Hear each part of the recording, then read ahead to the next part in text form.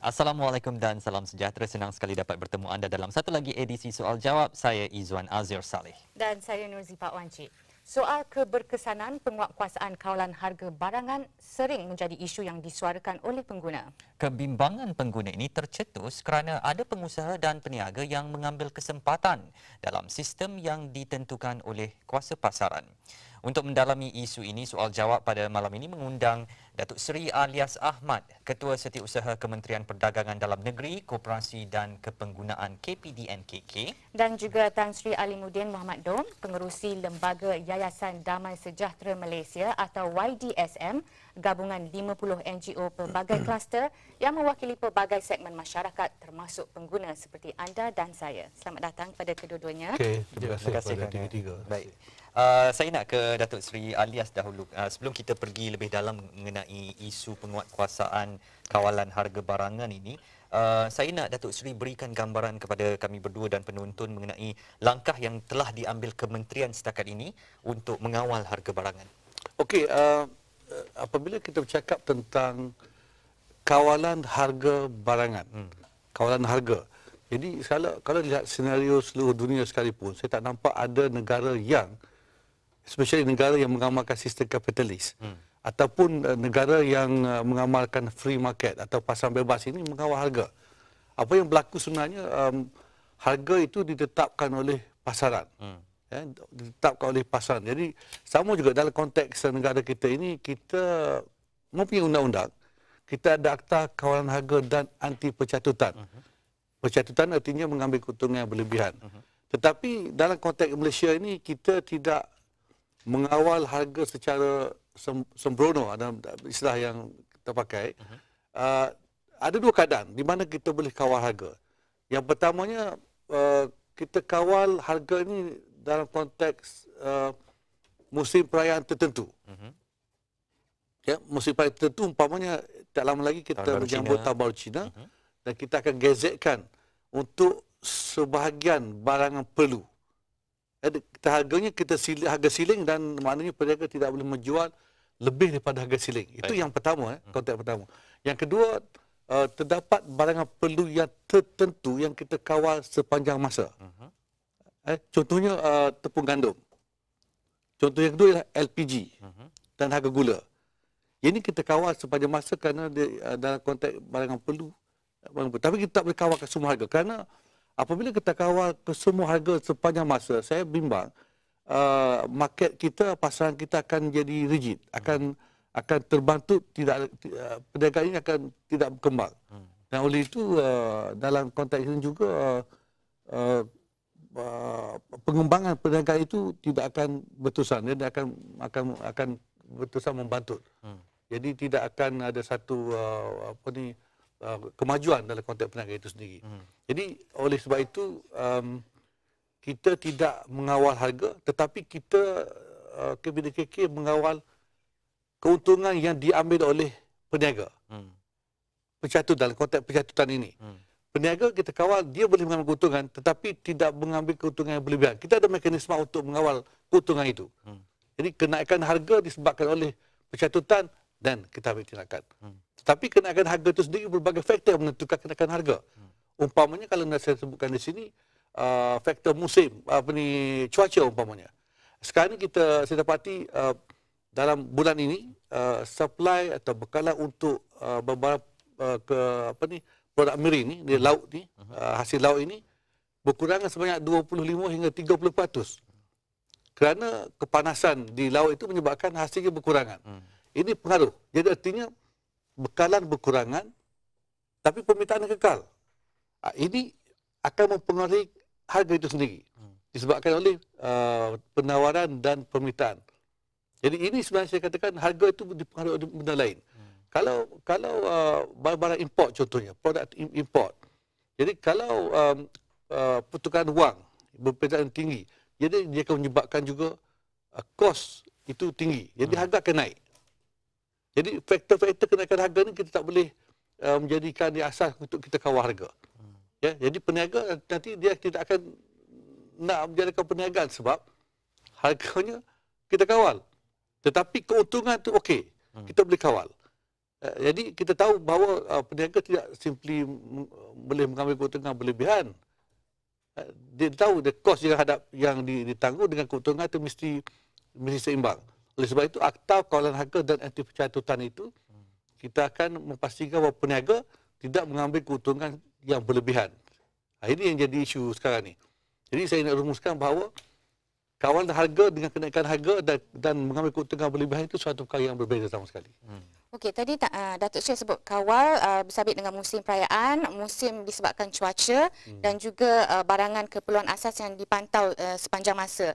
Bagaimana pula kalau anda hendak memulakan sesi persekolahan, dan kita tengok sejak akhir-akhir ini di hujung tahun lepas dan masuk ke tahun baru ni, ramai ibu bapa yang merungut pakaian seragam naik berlipat kali ganda. Setakat ini kita belum lagi membuat keputusan untuk mengawal harga bagi pakaian sekolah, keperluan sekolah dan sebagainya. Di setakat ini kita hanya kawal harga musim perayaan untuk barang perlu. Ikan, sayur dan sebagainya berkaitan barang perlu. Tetapi kita pihak kementerian tidak membiarkan keadaan begitu saja. Kita mengambil beberapa langkah inisiatif.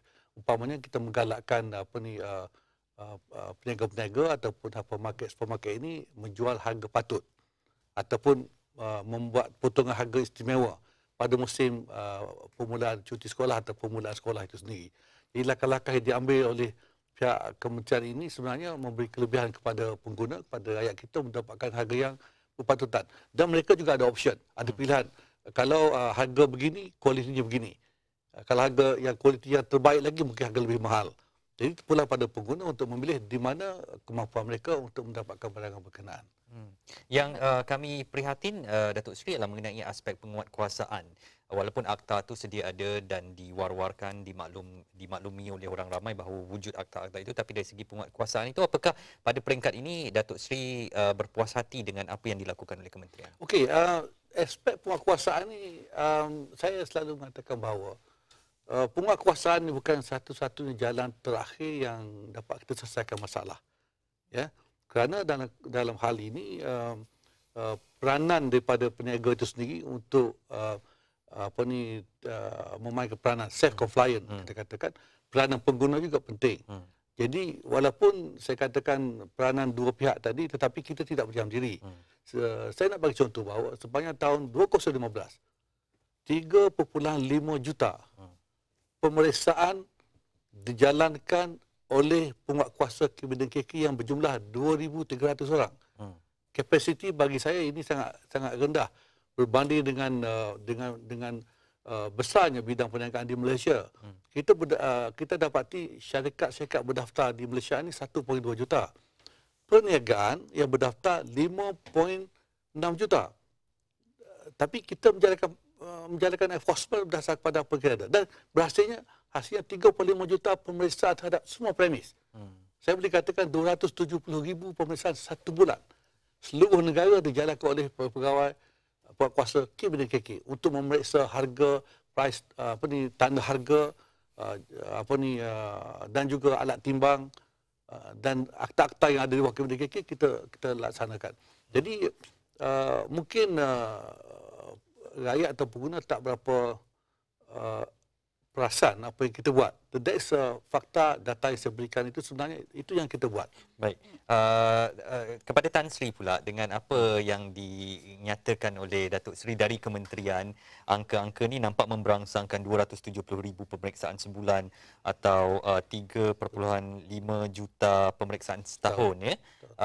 Saya nak tahu Tan Sri selaku yang kini berada ataupun menaungi Yayasan Damai Sejahtera Malaysia ni dengan banyak kluster termasuk pengguna di bawahnya, dari segi aspek penguatkuasaan kawalan harga ini, apakah respon yang diterima dari akar umbi tentang tahap kepuasan hati mereka tugas-tugas yang dijalankan oleh kementerian?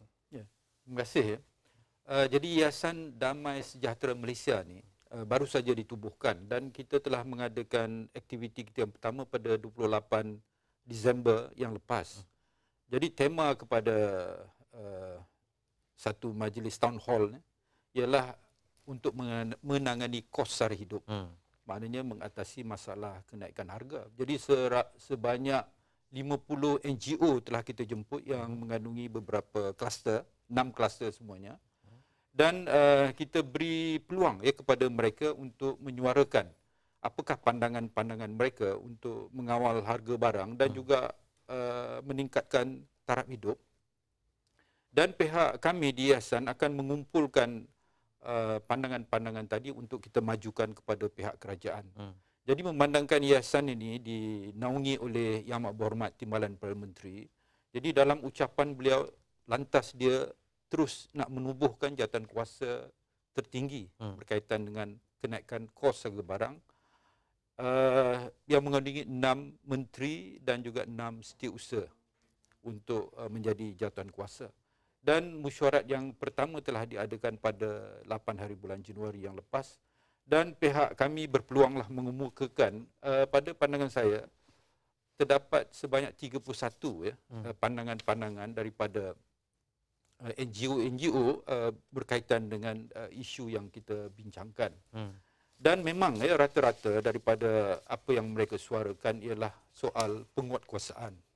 Jadi kebanyakan mereka meminta supaya kerajaan lebih bertindak lebih tegas lagi kerana pada pandangan NGO ni pihak kerajaan mempunyai mekanisme dan mempunyai kuasa serta perundangan untuk mengambil tindakan terhadap mereka yang terlibat dengan kenaikan harga barang.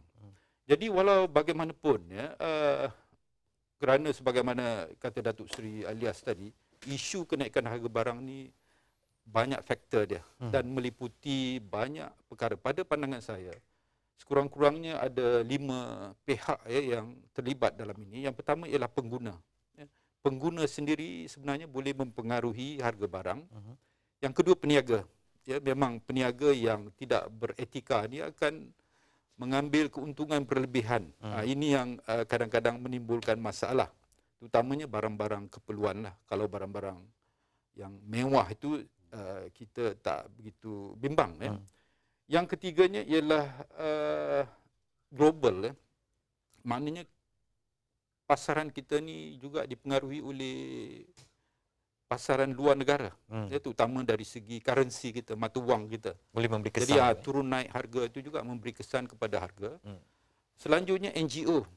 NGO ada beratus-ratus NGO di negara kita sebenarnya boleh memainkan peranan untuk membantu pihak kerajaan untuk menangani isu ini. Dan akhirnya pihak kerajaan sendirilah yang mempunyai kuasa dan mekanisme untuk mengatasi isu ini. Jadi bagi pandangan saya, semua pihak tadi, macam Datuk Seri Alias kata tadi, bilangan penguatkuasaan tidaklah begitu ramai, sedangkan peniaga ada mungkin jutaan. Jadi macam mana nak mengawal begitu banyak? Jadi kita perlukan kesedaran daripada semua pihak tadi. Jadi misalnya pihak NGO juga mempunyai tanggungjawab untuk melaporkan ataupun untuk misalnya pendidikan kepenggunaan. Ada NGO dia menghantar surat, masukkan dalam internet, dalam surat khabar, mengadakan ceramah-ceramah. Jadi kesedaran ini sebenarnya boleh membantu mengurangkan kenaikan harga barang. Datuk Seri, di peringkat lapangan, walaupun sekarang kita dah difahamkan tentang kekangan ataupun limitasi terhadap aspek kawalan harga oleh pihak kementerian, tapi mengambil kira konteks pengenaan ataupun pelaksanaan GST dan penyusutan mata wang ringgit dan sebagainya, bagaimana Datuk Seri melihat perlu ada satu macam kelonggaran untuk penguatkuasaan yang bukan saja berkala dan bermusim, tapi penguatkuasaan yang berterusan sepanjang masa, dan bukan saja mengambil kira barang-barang keperluan asas, tapi barang-barang lain yang mungkin tak termasuk dalam kategori keperluan asas tu.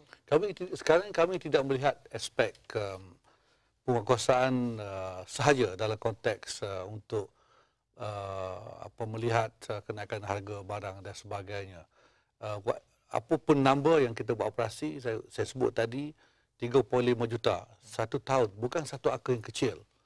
Setiap hari kita buat operasi, setiap bulan dengan 175 operasi satu bulan. Saya boleh katakan ini bukan satu yang mudah kita laksanakan. Tetapi kita cuba melihat dari segi sistem dalam market kita sendiri. Jadi ada punca-punca yang menyebabkan kenaikan harga itu sendiri. Contohnya kita lihat mungkin peranan daripada supply chain ataupun rantaian bekalan barangan itu sendiri. daripada kilangnya kepada pemborongnya sampai kepada peruncit ataupun pengguna. Kalau makin banyak melibatkan orang tengah di sini, kosnya akan bertambah dan harga di ujungnya akan jadi lebih tinggi. Jadi ini saya katakan sistem itu yang perlu kita lihat secara menyeluruh. Yang kedua, kemungkinan berlakunya monopoli. Kemungkinan berlakunya pakatan, kartel. Dan kita nak supaya berlaku lebih banyak competition, persaingan di kalangan peniaga ini supaya harga itu dapat diturunkan dengan sendiri, bukan kerana enforcement. Ya?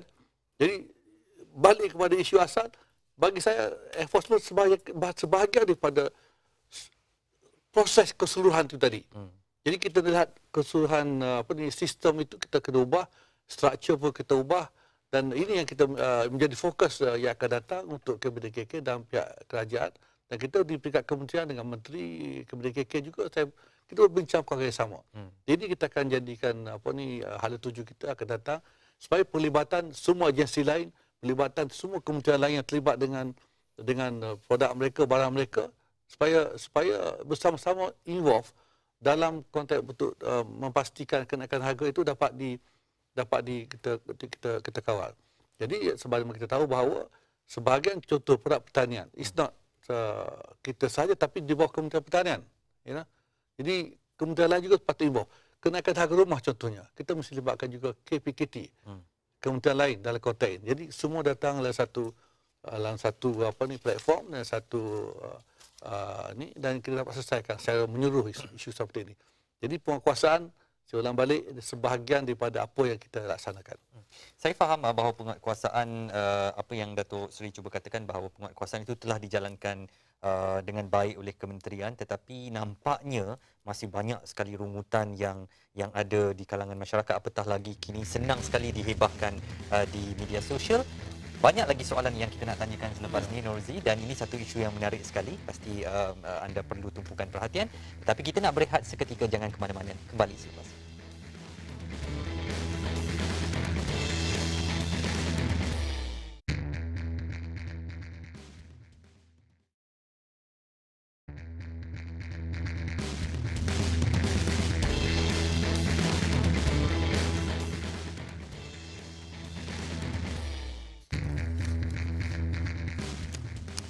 Kembali dalam soal jawab, dan saya terus nak ke Datuk Seri Alias untuk membawakan apa yang banyak diperkatakan di laman media sosial. Datuk Seri katakan tadi 175 operasi setiap hari, setahun 3.5 juta. Tetapi di laman sosial tu hari ini pun saya masih ada terbaca mengenai aduan orang ramai harga Milo 80 sen secawan, harga air kosong 60 sen secawan. Jadi mengapa ini masih berlaku dengan penguatkuasaan yang 80 sen Milo tu murah tu. Oh, okey. Mungkin tengok kepada market lah 60 sen air kosong lah. Kenapa ini masih berlaku? Dan mungkin nanti kalau Tan Sri nak menambah sedikit tentang apakah Tan Sri sendiri ada biasa mendengar aduan-aduan sebegini, dan mungkin langkah-langkah yang boleh kita perincikan. Datuk Seri terus. Okey. Terima kasih kerana menyebutkan harga-harga barang tadi. Ada kebenaran pedagang yang tidak beretika ini yang mengambil kesempatan untuk menaikkan harga dan mengambil keuntungan berlebihan. Tetapi saya juga jelaskan di sini bahawa apabila kita buat siasatan, ada certain harga itu kerana dia mempunyai contoh restoran yang ada bintang contohnya. Restoran di hotel, restoran yang di mall, restoran yang ada aircon. Tak sama harganya kalau di kedai-kedai makan yang terbuka saya nak sebutkan di belakang-belakang bangunan contohnya. Jadi sudah tentu harga barang ini berbeza dengan saya sebutkan tadi, berbeza. Jadi kalau nak dibandingkan di tempat-tempat berbeza tadi, sudah tentu harga dia berbeza. Dan harga Milo contohnya kalau mungkin di bangunan di kedai makan terbuka itu mungkin RM80. Tetapi di the mall mungkin RM5, RM4. Sebab kos-kos yang mereka tanggung itu. Jadi pilihan itu sentiasa ada. Oleh sebab itu, kementerian selalu menekankan, mewajibkan semua peniaga mempamerkan harga. Mempamerkan harga setiap item mereka tu dengan jelas dilihat oleh pengguna. Jadi kita menekankan pengguna smart consumer, pengguna yang bijaksana ini, dia boleh pilih kalau harga ini begini. Dan kalau dia rasa harga itu mahal, kita terbuka untuk menerima laporan. Dan kes itu berlaku 2 minggu lepas, 2 hari lepas, juga kita siasat dan kita keluarkan notis kepada peniaga kenapa minuman dia harga sekian-sekian. Yang peniaga kena jawab pada kita dengan kos-kos dia sekali. Kalau jawapan dia itu dan kita siasat bahawa berlaku pencatutan, mengambil keuntungan berlebihan berasas pada akta kawalan harga dan anti pencatutan, dan kita akan mendakwa mereka ini. Tan Sri, kalau Datuk Sri katakan bahawa pilihan itu ada dan terletak di tangan kita pengguna sendiri, apakah ini akan menghentikan masalah harga-harga yang dikenakan kepada pengguna berlebihan? Ya, saya setuju dengan apa yang Datuk Seri nyatakan tadi, itu dari segi mempamerkan harga. Ya. Jadi kalau kita, saya tak tahulah, kalau misalnya di setengah restoran, dia dah pamerkan harga minuman, makanan. Jadi kalau boleh kita luaskan ke semua kedai, pasar raya dan sebagainya, pamerkan harga tu. Jadi apabila sesiapa pengguna nak membeli satu barang, sudah tentu dia membanding-bandingkan. Kalau dia rasa itu mahal, dia tak akan beli, dia akan pergi ke tempat B misalnya ataupun tempat C. Dan ini sebenarnya berlaku di negara barat, ya. Harga minyak, kalau kita pergi ke negara-negara barat, di stesen minyak tu dia pamerkan harga minyak 1 liter berapa. Jadi orang memandu kereta, dia dah tengok dah. Kalau dia tengok mahal stesen minyak tu, dia tak akan singgah. Jadi kalau boleh kita lakukan begitu, saya rasa peniaga-peniaga akan berlumba-lumba, ya, untuk mengurangkan harga. Ya. Kalau dia buat harga tinggi, di tempat lain harga murah, orang tak akan datang. Ya. Ini dari segi perniagaan, bisnes mereka. Ya. Dan yang keduanya, tempat aduan. Jadi di samping kita meletakkan harga barang, ada maklumat-maklumat tentang aduan. Jadi pengguna tadi kalau dapati harganya tinggi, berlebihan sangat, di mana dia nak mengadu? Jadi nombor telefon misalnya, alamat dari segi website dan sebagainya, kita permudahkan. Jadi orang ramai senang menghubungi pihak kementerian atau pihak berwajib. Dan saya rasa langkah penguatkuasaan akan menjadi lebih berkesan. Kerana maklumat itu boleh dapat dengan cepat dan lebih tepat. Jadi saya rasa ini adalah usaha daripada pengguna pula, ya, untuk membantu kerajaan untuk mengurangkan harga barang tadi.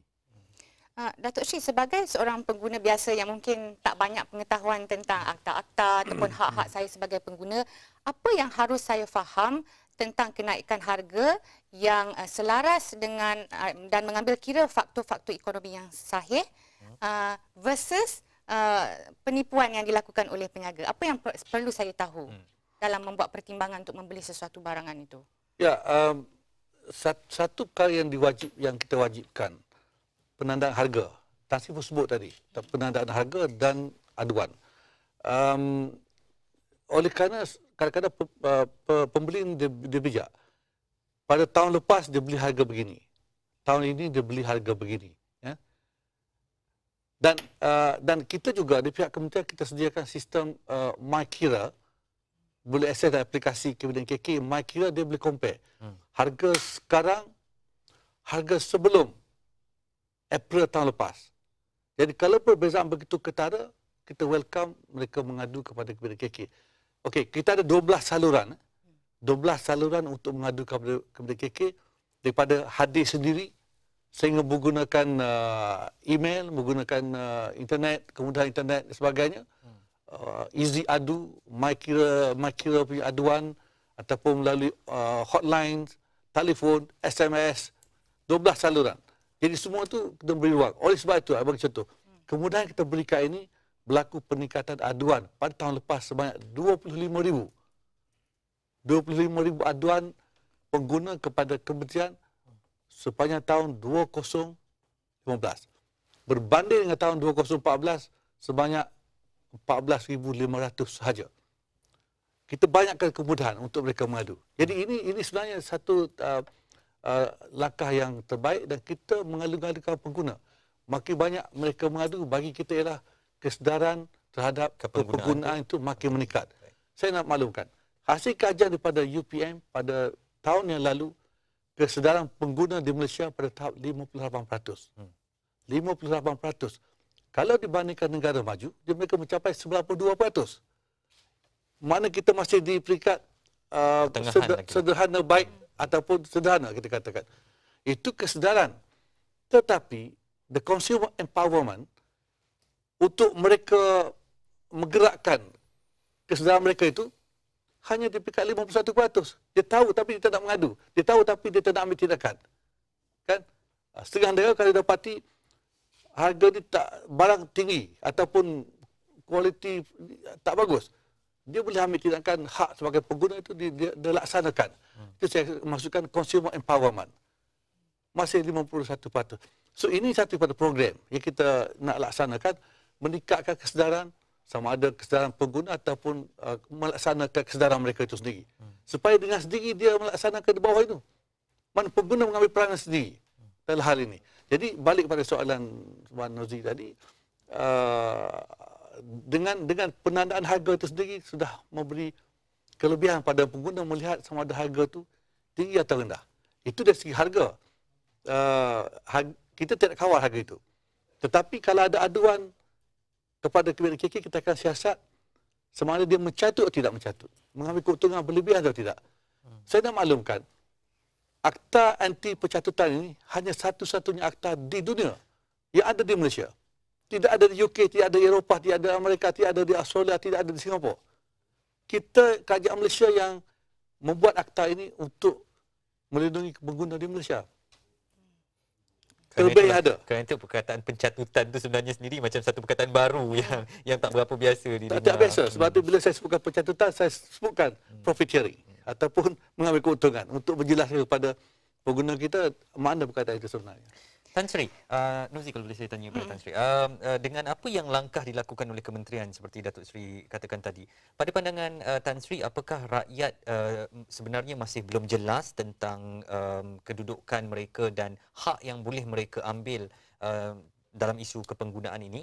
Dan apakah pihak-pihak NGO ada berhubung dengan kementerian dan sering ada perhubungan itu untuk sentiasa dimanfaatkan sebagai satu platform pembelajaran mengenai isu pengguna? Baik, saya rasa inilah di antara tugas Yayasan Damai Sejahtera Malaysia ni. Kita mengumpulkan NGO, pandangan-pandangan tu kita bawa kepada pihak kerajaan dan apabila pihak kerajaan membincangkannya sudah tentu ada keputusan. Jadi kita akan ambil balik keputusan itu, kita panggil balik NGO-NGO, mungkin lebih daripada 50 kita boleh kumpulkan. Jadi mana perkara-perkara yang boleh kita ambil tindakan, terutamanya NGO-NGO tertentu, kita akan laksanakan. Kerana biasanya NGO ni dia lebih rapat dengan masyarakat dan dia lebih mengetahui isu-isu. Jadi mudahlah. Kadang-kadang apa yang telah dirancangkan oleh pihak kerajaan tidak sampai, maklumat tu tak sampai di bawah. Ke akar umbi. Jadi apa yang dilaksanakan oleh kerajaan tu begitu baik sekali. Ya, cantik. Tetapi kadang-kadang tidak difahami oleh orang ramai. Jadi usaha ataupun matlamat untuk mengatasi, memulihkan keadaan tadi akan terjejas. Berbalik kepada majlis town hall yang kita adakan, jadi memang NGO memahami tentang kenaikan harga barang. Tetapi kita boleh mengatasinya, satu daripadanya ialah dengan menambah pendapatan. Jadi inilah yang banyak disuarakan oleh NGO juga. Kita tahu harga barang ni kadang-kadang kita tak dapat kawal. Tetapi boleh memudahkan sikit masyarakat sekiranya dia dapat menambah pendapatan. Misalnya pendapatannya sebulan RM3,000. Jadi dengan melakukan kerja-kerja sampingan dia boleh dapat RM1,000. Jadi di antara cadangan-cadangan pihak NGO ialah dengan memudahkan mendapatkan lesen. Lesen untuk peniaga kecil dan juga menyediakan tempat-tempat yang sesuai untuk berniaga. Kalau kita pergi ke